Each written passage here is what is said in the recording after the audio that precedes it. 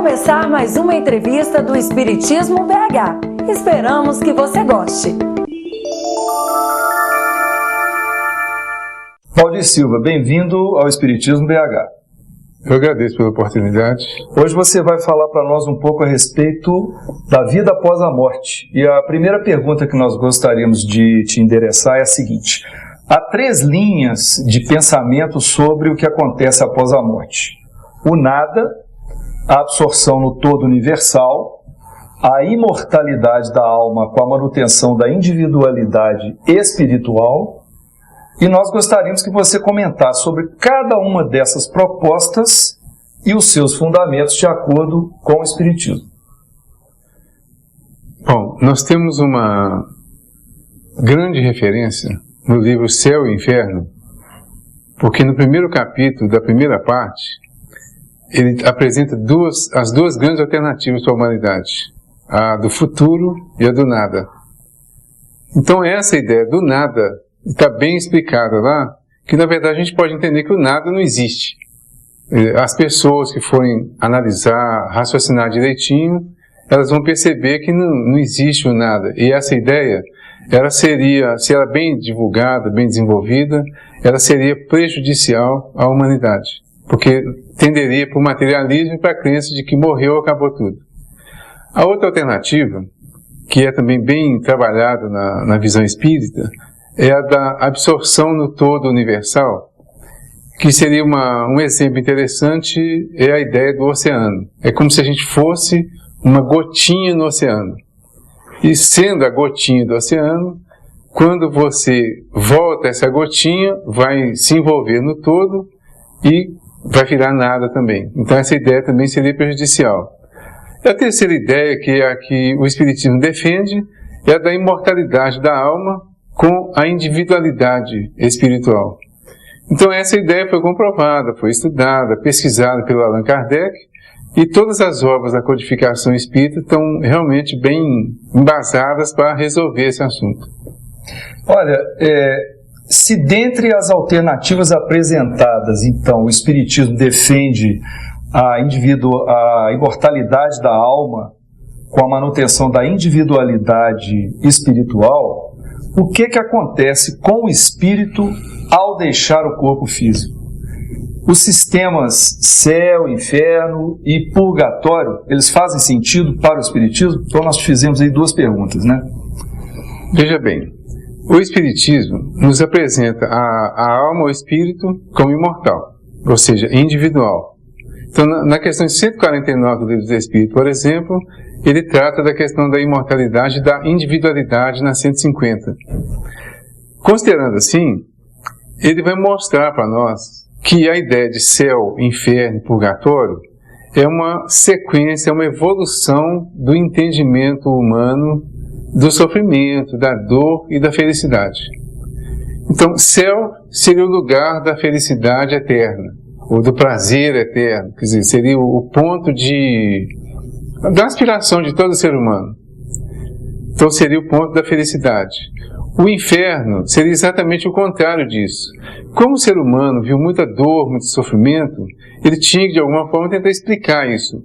Então ele explicou o sofrimento visível e palpável aqui, com a ideia de inferno, que foi trazida pelos poetas, pelos filósofos, pelos escritores famosos. E a do céu com a da felicidade. O purgatório, ele não existe nenhuma menção bíblica em relação ao purgatório. Ele foi criado pela Igreja Católica, numa determinada época, parece que no século V ou VI da era cristã, e tinha algumas outras intenções, outros objetivos lá, mas nós entendemos que os objetivos principais e a permissão divina para que essas crenças acontecessem, fosse na verdade para que as pessoas pudessem se orientar de uma forma que elas chegassem a um conhecimento melhor no momento mais apropriado. Então, céu seria o lugar da felicidade, nós entendemos como uma felicidade íntima. Inferno, que seria um lugar de sofrimento, nós entendemos que ele representa os momentos de dor, de dificuldade que nós vivemos. E o purgatório, que fica até mais de acordo com a ideia de justiça divina, ele seria uma oportunidade oferecida por Deus para que as pessoas resolvessem as suas dificuldades, purgassem os seus erros, o seu passado, mas tivessem uma chance de não ir para o fogo eterno como se pregou durante muito tempo. Valdir, então, com esse entendimento do Espiritismo de que o sistema céu, inferno e purgatório, eles não traduzem exatamente a nossa realidade espiritual, né, o nosso futuro após a morte do corpo físico. Então, quais seriam as realidades ou os quadros que o espírito desencarnado pode encontrar? O que o Espiritismo relata, então, a respeito disso? Explora bastante o assunto para a gente, por favor. Nós temos muito material bom nessa área aí. A gente começa com o livro que já citei, O Céu e o Inferno. No Céu e o Inferno, o Kardec coloca um material bem, eu diria, bem científico e filosófico. Mais científico, inclusive. Ele coloca no livro, na primeira parte, algumas explicações teóricas sobre a morte, por exemplo, sobre a imortalidade, sobre a continuidade da vida. E na segunda parte, ele tem um material, vários capítulos, dividindo como as pessoas desencarnam e como elas atingem o outro lado da vida em situações bem diversificadas. Por exemplo, no primeiro capítulo da segunda parte, ele fala dos espíritos felizes. E tem um relato interessante de um espírito chamado Sanson, que era membro da Sociedade Espírita de Paris, e esse espírito foi evocado alguns minutos ou algumas horas após a sua desencarnação e se manifestou normalmente contando as experiências que já tinha percebido, a consciência que tinha alcançado já algumas horas depois. Mas ao longo da segunda parte, ele vem mostrando as diversas fases, por exemplo, dos espíritos infelizes, dos de condições medianas, dos espíritos suicidas, por exemplo. E em cada um deles, ele coloca o relato do próprio espírito, do próprio desencarnado, no caso, mostrando a realidade que ele encontrou do outro lado e alguns explicando as razões que os levaram ao ato, por exemplo, ao ato infeliz do caso do suicídio, e mostrando as razões que ele teria sofrido aqui e estaria sofrendo ainda no plano espiritual. Numa segunda parte, eu diria, a obra boa para a gente, que a gente tem muita informação, é a obra do André Luiz. A gente começa, inclusive, com o livro Nosso Lar, que é um livro ditado pelo espírito André Luiz ao Chico Xavier. E no livro Nosso Lar, ele tem uma série de informações sobre a desencarnação com detalhes. Informações assim que muita gente chamou de ficção, mas que quando nós vamos conhecendo o Espiritismo na base mais explicativa e comparando com essa obra do André Luiz, a gente vai vendo uma realidade muito maior. Temos muitos relatos de espíritos contando a realidade deles, os acontecimentos de além-túmulo, né? E a continuidade da vida de uma forma assim, bem real, bem, eu diria até material, num plano bem diferente do nosso aqui. Valdir, então você diria que, no caso do Espiritismo, os sistemas ou as condições estabelecidas pelo Espiritismo para o futuro da alma, após a morte, o destino da alma, foram obtidas por revelações dos próprios Espíritos? Exatamente. Os próprios Espíritos, através de pesquisas, né, o Kardec se juntou a alguns médiuns e, de uma certa forma, eu sempre digo que ele entrevistou os Espíritos, especialmente no livro Céu e Inferno. Ele registra essas entrevistas que ele fez com os Espíritos nas diversas condições após a morte. Então, ele até diz na introdução do Evangelho segundo o Espiritismo, por exemplo, ele diz lá que o Espiritismo não foi inventado, não foi criado pelos homens, foi uma revelação dos próprios Espíritos, trazendo para nós aqui a realidade que eles viviam no outro lado. Então, através dos médiuns, e nós sabemos qual é o processo da comunicação, eles trouxeram essa comunicação e explicaram como era a vida lá, nas diversas condições em que eles viveram aqui na Terra. A expressão vida após a morte, ela sugere dinamismo, sugere atividade. É possível que depois de deixar a vida material, o espírito realize trabalho na outra dimensão? Você poderia nos trazer assim, alguns exemplos dessa situação? São muitos exemplos, ao longo de alguns anos de experiência com reuniões mediúnicas, né, reuniões de obsessão, por exemplo. a gente recebe muitos espíritos que contam as atividades que eles fazem do outro lado. Mas um exemplo que eu acho interessante, que todos podem verificar depois, é exatamente do livro Nosso Lar. Eu considero um grande exemplo, uma grande experiência, é a do André Luiz. Porque ele conta que ele foi médico aqui na Terra, teve todas as suas atividades como médico, era um médico, segundo ele mesmo, um médico orgulhoso, muito vaidoso até. Quando ele chega no plano espiritual, ele encontrou lá uma realidade completamente diferente do que ele poderia imaginar, e que nós poderíamos imaginar também. Quando ele encontra essa realidade, ele vai entrar em contato com uma série de instruções, com uma série de orientações, e todas elas voltadas para trabalho, para continuidade, para autocura de alguma forma. E após algumas instruções, após algumas orientações, ele é orientado por um dos ministros a fazer alguma atividade, a fazer algum trabalho que seria a forma dele se curar, melhorar a sua própria condição espiritual. Então, um relato que eu acho muito importante é que eles estavam um dia exatamente numa enfermaria, eles estavam iniciando uma tarefa, e de repente uma das pessoas que estava lá passou mal, fez um vômito e sujou o chão, e ele pela primeira vez pegou o material de limpeza e foi fazer a atividade de limpeza do ambiente. Ou seja, o que é importante nisso aí? O médico da Terra vai iniciar no plano espiritual como faxineiro, e ele considera isso como se fosse a grande glória da vida dele no plano espiritual. E considera que isso é um grande exemplo para nós, no sentido de encontrar uma atividade lá de acordo com as nossas condições do momento. Quer dizer, ele mesmo chegou nesse entendimento de que o trabalho humilde seria para ele um indício de um caminho novo de evolução. Exatamente. E aí fica a lição para todos nós, né? Porque no momento que ele relata num livro e o livro chega nas nossas mãos, ele passa a ser lição para nós de que o princípio é a partir da humildade, que inclusive está bem relatado no Evangelho. Perfeito. Qual que seria a sua opinião com relação a uma expressão que é muito comum, usada aqui no nosso meio, né?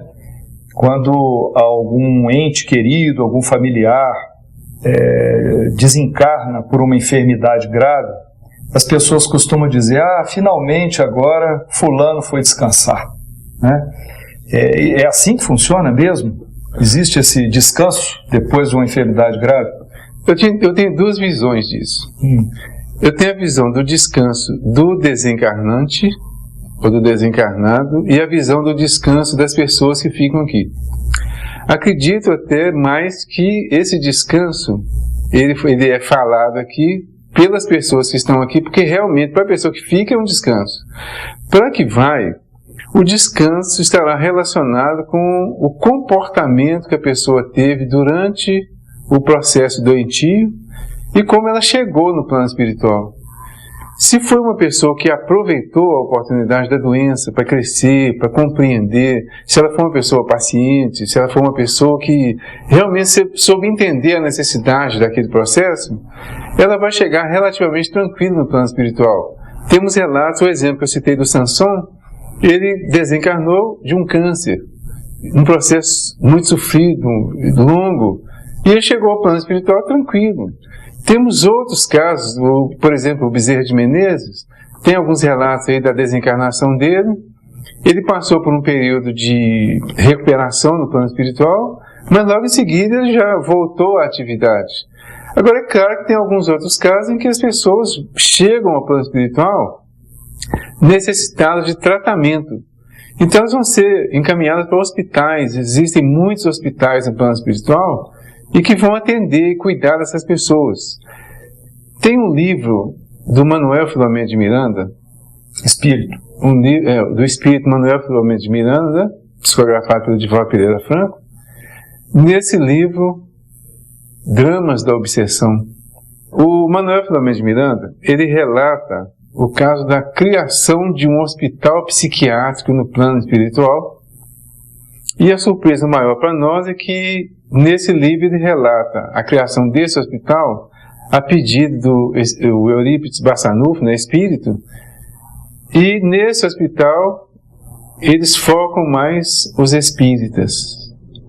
E nós ficamos um pouco assustados até com esse relato, porque imaginávamos que os espíritas tinham conhecimento suficiente para atingir o outro lado com mais tranquilidade. Com um certo privilégio. Isso. Só que acabamos chegando à conclusão, pela leitura e pela informação, de que o espírita, pelo conhecimento que tem, ele acaba se cobrando mais.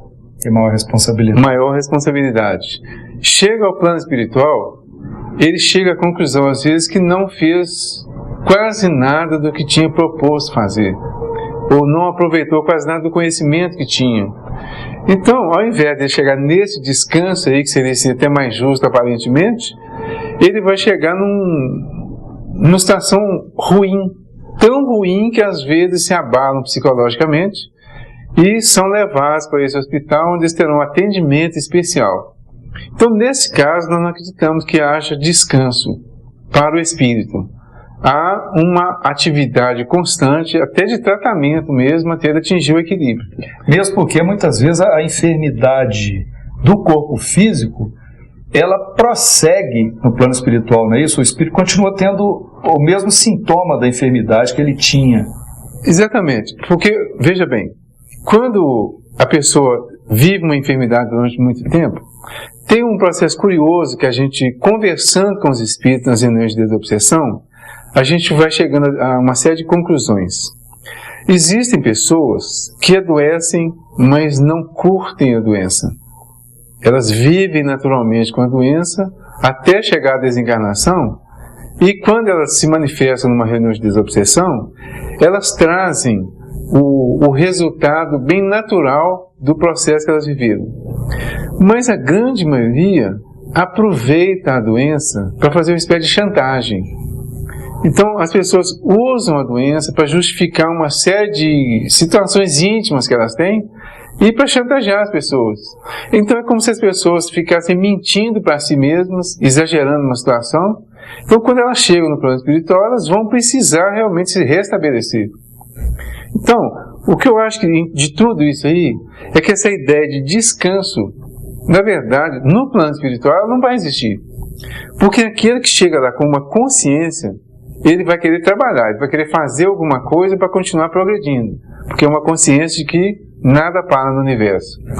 Aquele que não tem essa consciência ainda, mas que está em desequilíbrio, ele vai ter que passar por uma série de tratamentos, de atendimentos, para atingir o equilíbrio e logo depois continuar o trabalho, como foi o caso do André Luiz. E como que se ajuda as pessoas que já desencarnaram? Quais seriam as alternativas dos parentes, dos familiares, com relação aos espíritos que lhes eram queridos e que deixaram o plano material? O que elas podem fazer para ajudar essas pessoas? A primeira grande alternativa é a prece, sem nenhuma dúvida. O capítulo 28 do Evangelho segundo o Espiritismo, é o capítulo que fala das preces gerais, tem uma parte dedicada à prece pelos desencarnados em diversas situações. Inclusive, neste capítulo, lá nos prefácios de cada uma das preces, ele vai dando uma série de explicações das razões que a pessoa estaria naquela situação. Então tem a prece, por exemplo, para os espíritos sofredores, para os seres amados, e em cada uma dessas aí a prece sugere um tipo de conversa com a pessoa que seria uma orientação para como ela deve se comportar no plano espiritual.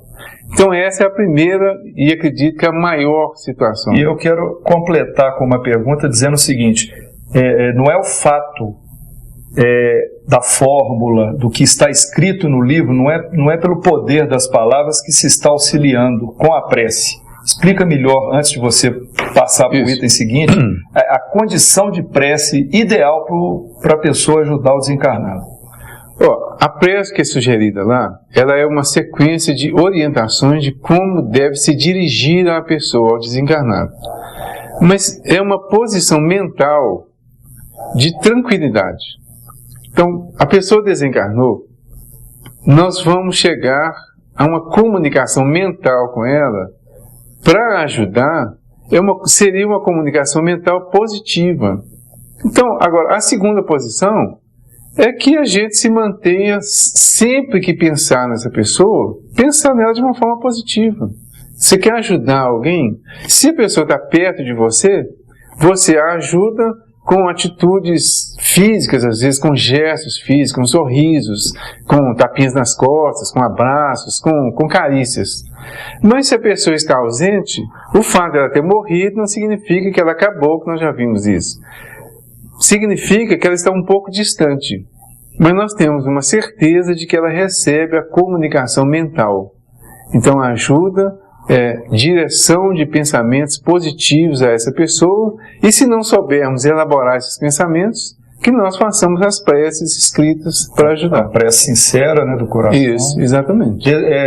O desejo de libertação da pessoa é importante, porque alguns encarnados ficam cobrando a presença da pessoa que partiu para o plano espiritual, ficam lamentando a sua ausência, quer dizer, o que eu estou querendo dizer é, uma coisa é sentir saudade, que é natural, e a tristeza pela ausência. A outra é uma cobrança exagerada, um sentimento mais assim, de aflição.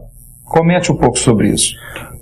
É interessante isso aí, porque a saudade é uma coisa natural. Você pensar na pessoa, lembrar da pessoa, eu diria que até chorar em alguns momentos assim de saudade é natural, principalmente na fase inicial. Vai passando um tempo, e se a pessoa não procura resolver essa relação, vamos dizer assim, ela vai entrar num outro processo doentio. Então, a partir daí, quando ela entrou num processo doentio, ela passa a prejudicar a pessoa. Porque a sintonia vai ser uma sintonia ruim. Então a pessoa começa a pensar na outra, é como se ela passasse a cobrar da outra ou condenar a outra porque a outra morreu. Essa ia ser, inclusive, a próxima pergunta que eu iria lhe fazer. Se é possível perturbar ou incomodar uma pessoa desencarnada e o que a gente pode fazer para evitar isso. Inclusive a obra do André Luiz é rica de informações desse tipo. É possível sim prejudicar e perturbar. Porque o processo da comunicação dos espíritos, de todos os espíritos, encarnados e desencarnados, é um processo mental. Nós captamos pensamentos. O desencarnado, ele passa a ter uma sensibilidade muito maior para captar pensamentos, especialmente os pensamentos daqueles que estão ligados com ele. Estando ligados com ele, e alimentando ou mantendo pensamentos negativos, eles vão receber uma carga, vamos dizer assim, uma energia ruim e desagradável a princípio. Mas dependendo da situação, eles recebem informações, mesmo à distância, informações desagradáveis, críticas, por exemplo. É muito comum, depois que uma pessoa morre, as pessoas, na divisão de herança, por exemplo, elas começam a entrar em atritos e colocam o nome do falecido, no caso, em todos os atritos familiares que vão surgindo. É comum as pessoas, às vezes, entrarem num processo de investigação da vida da pessoa, e especialmente em caso de marido e mulher, né? Que às vezes a pessoa ouve um comentário, uma fofoca, alguma coisa assim, e a pessoa alimenta aquilo e vai fazer uma investigação, por exemplo, da vida da pessoa, de como foi, se ela tinha alguma coisa fora. E aí, essa pessoa vai recebendo todas essas mensagens, vamos dizer assim. Uma outra forma é quando a pessoa desencarna, mas não, dizendo melhor, é quando a pessoa morre, mas não desencarna, ou seja, não desliga aqui dos laços materiais e muitas vezes fica presa ao ambiente familiar. Então, quando ela fica presa ao ambiente, ela fica presa a pessoas ou a coisas. Ela fica no ambiente da casa, convivendo com as pessoas, ouvindo e participando de tudo que acontece no ambiente, sabendo de tudo que está acontecendo, ouvindo as mensagens que as pessoas dizem, os comentários, as críticas, né? E nesses comentários, ela se sente muito mal, quer dizer, ela é muito prejudicada. Eu me lembro sempre de um caso que houve numa reunião mediúnica, de uma pessoa que chegou dizendo que estava sendo traído. Ele estava sendo traído pela mulher dele. É só para ilustrar. Então ele dizia o seguinte, que a partir de um determinado momento, a mulher dele arranjou um outro homem, colocou dentro de casa e passou a não respeitá-lo mais. É como se ele não existisse. Então nós, conversando com ele, fomos informar para ele que ele já não pertencia ao mundo material. Porque uma coisa curiosa é que as pessoas morrem aqui, às vezes, sem nenhum conhecimento dessa outra realidade. Então chegam lá, se veem com tanta clareza assim, no corpo, que a gente chama de corpo perispiritual, né? Que é semimaterial. Então elas não percebem essa realidade e custam admitir isso. Elas não percebem que estão desencarnadas. Estão desencarnadas. Então elas ficam, às vezes, no ambiente familiar, como se elas ainda fizessem parte dele.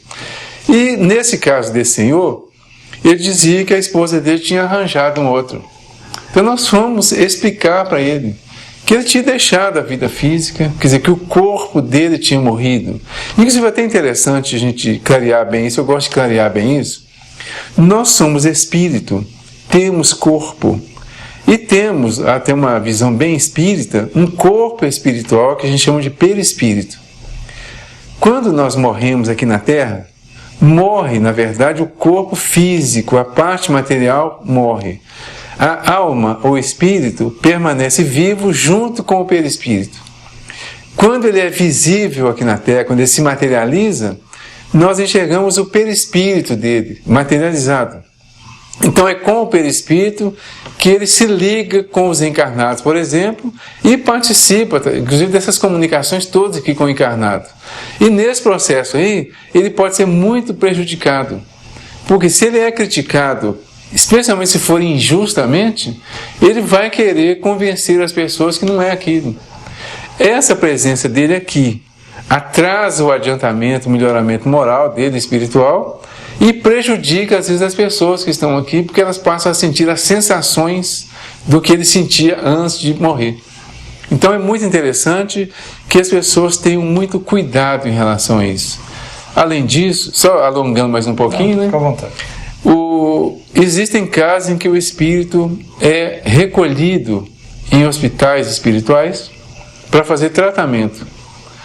Mas às vezes eles são tão chamados aqui pelas pessoas, tão evocados, vamos dizer assim, mental. Uma evocação mental, através de comentários, de críticas, e coisas às vezes que às vezes são até verdade, mas verdade já desnecessárias de serem comentadas, que ele às vezes deixa o tratamento, ele foge do tratamento e vem para o ambiente familiar, ou para resolver as questões das críticas, ou para atender a chamadas, às vezes, que as pessoas fazem, tipo, se meu pai estivesse aqui ainda, isso não estaria acontecendo.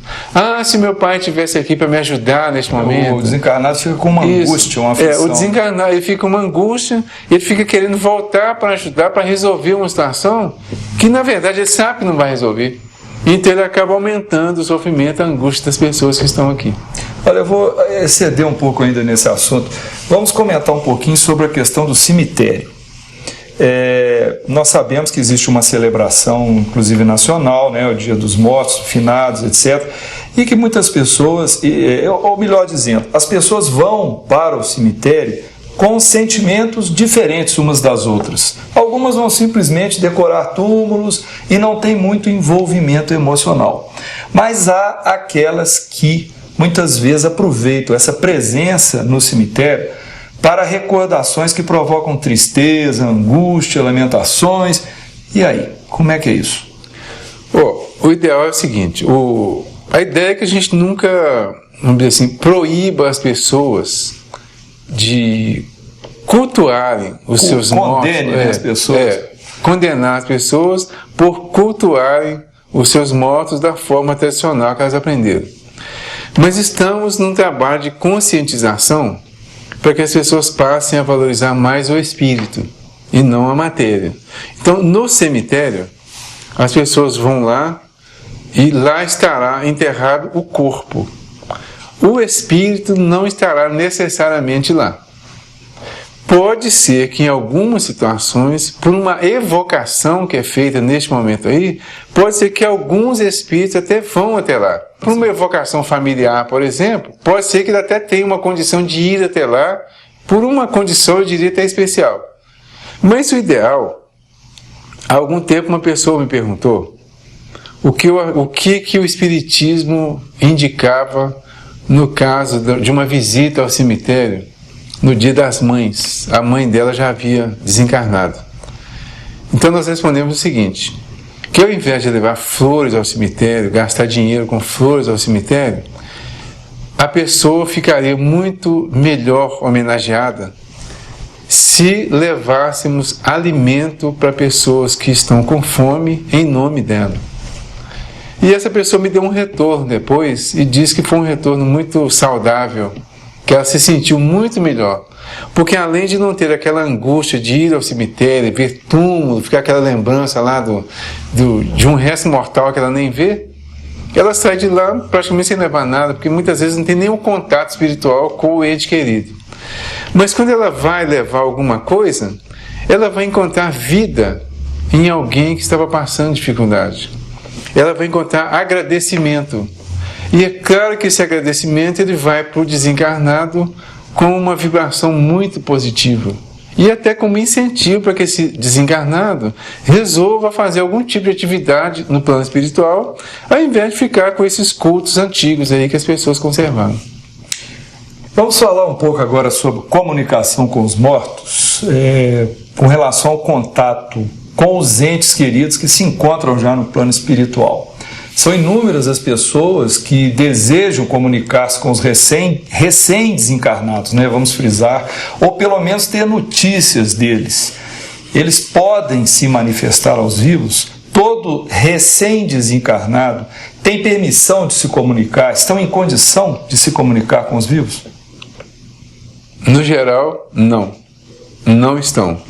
É importante que a gente parta desse princípio do não. Não pode. Por quê? A ideia de que pode se comunicar, ou que vai se comunicar, cria uma expectativa. A expectativa é negativa quando não conseguimos a comunicação. O ideal é que nós partamos para dois tipos de comunicação com os nossos entes queridos, especialmente no início.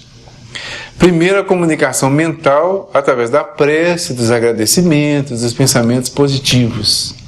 Pensando positivamente, procurando valorizar aqueles bons momentos que existiram, orar por ele, conversar com ele mentalmente, dizendo para ele da saudade até, mas do quanto gostaríamos que ele ficasse e estivesse feliz lá no plano espiritual, né?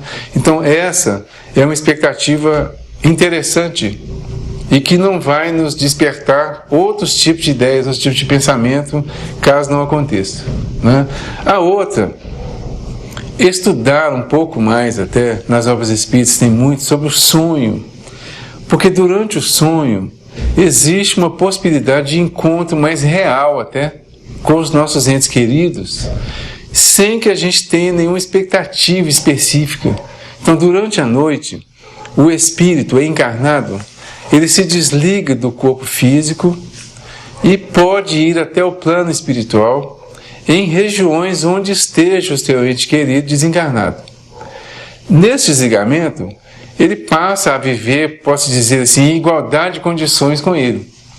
Porque o desencarnado está desligado totalmente do corpo físico.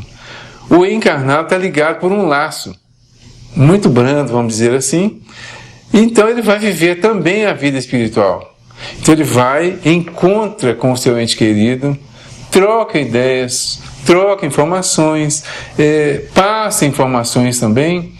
Há um controle melhor da própria espiritualidade para que eles não excedam em alguns comentários, em alguns comportamentos, e a pessoa volta confortada.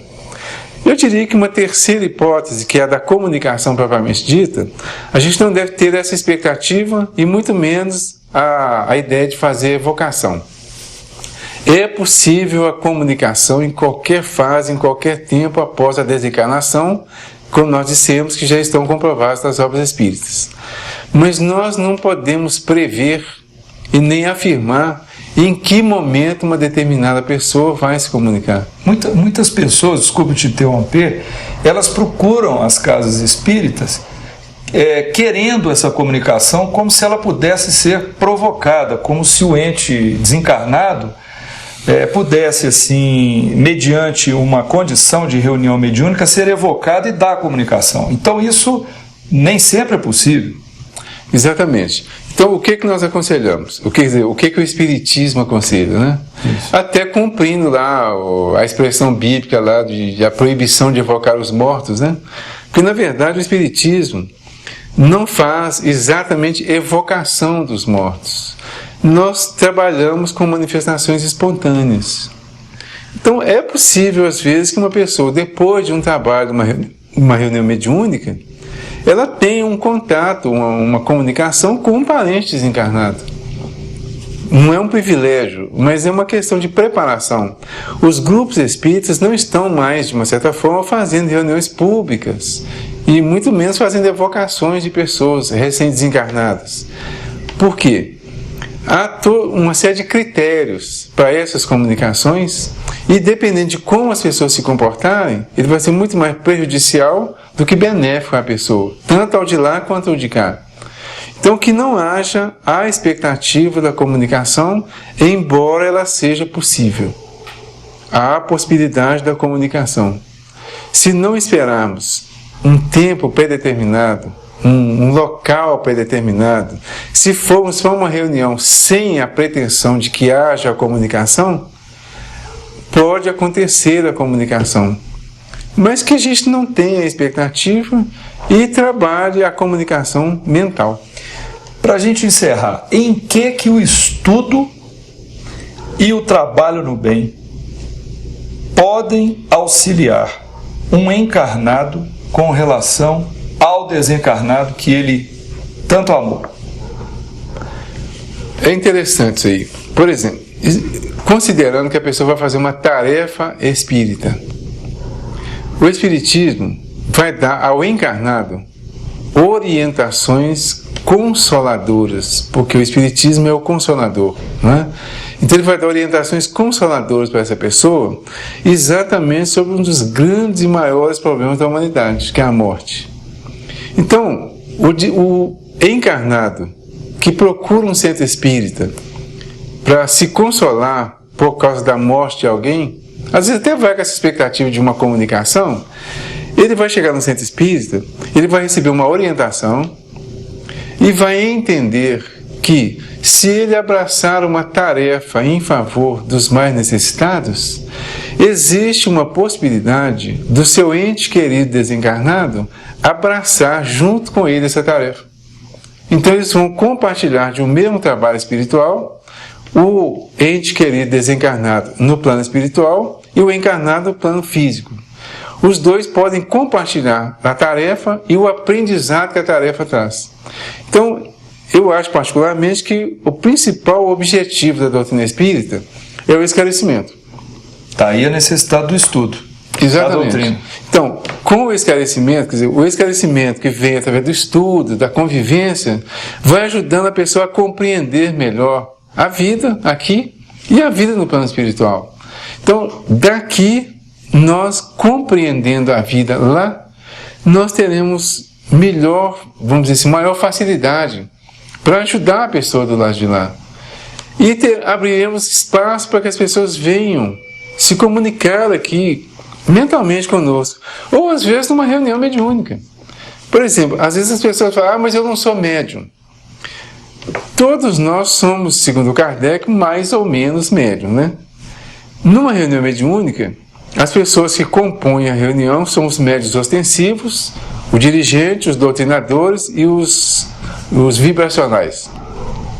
Estando numa reunião mediúnica, a espiritualidade responsável por aquele grupo, ela vai reunir muitas vezes as pessoas que estão ligadas ao grupo para ser tratadas na reunião ou para trabalhar na reunião. Então existem casos de médiuns em que os parentes desencarnados se manifestam naturalmente através deles, se comunicam e às vezes passam a fazer uma atividade naquela casa a partir da ida daquele parente encarnado para aquela casa. Então é muito importante que haja esse direcionamento e que as pessoas procurem entender. A ideia do estudo, até assim, para explicar melhor, o estudo espírita, ele vai nos ajudar a desenvolver o raciocínio lógico, o entendimento com o raciocínio lógico. O espiritismo é ciência, filosofia, religião.